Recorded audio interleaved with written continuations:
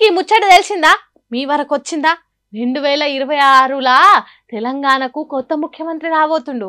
అవును, డిసెంబర్ 31 దావత్ల సంబురాలన్నీ అయిపోయినాక మరునాడు కొత్త సంవత్సరం వచ్చినట్టే తెలంగాణకు కొత్త ముఖ్యమంత్రి రాబోతుండు. ఎవరికి తెలియని ముచ్చట నీకెట్లా తెలిసింది పిల్ల అంటారా? అంత పెద్ద సీక్రెట్ నేను కాదు చెప్పింది. ఇగో ఈ BJP party MLA Eleti Maheshwar Reddy. Narendra Modi గారిని దించుతా అంటున్నావు. అయ్యా రేవంత్ రెడ్డి, మీ నాయకుడు సోనియా గాంధీ వల్ల కాలేదు, రాహుల్ గాంధీ వల్ల కాలేదు, నీ వల్ల ఏమైతుంది? ఒక బచ్చా నాయకుడు నువ్వు ఎన్ని రకాలుగా రాహుల్ గాంధీ భజన చేసినా ఖచ్చితంగా నిన్ను గతంలో చెప్పినా ఈ రోజు కూడా చెప్తా ఉన్నాను, డిసెంబర్ లోపల ఎన్నికలు అయిపోయిన తర్వాత నీ పదవి గండం ఉన్నదని గతంలో చెప్పినా మళ్ళీ చెప్తా ఉన్నాను. ఈ స్థానిక ఎన్నికల తర్వాత డిసెంబర్ లోపల రేవంత్ రెడ్డి ముఖ్యమంత్రిగా దిగిపోవడం ఖాయం. కొత్త ముఖ్యమంత్రి రాబోతా ఉన్నాడు తెలంగాణ రాష్ట్రానికి. నేను మరొకసారి తెలియజేస్తా ఉన్నాను.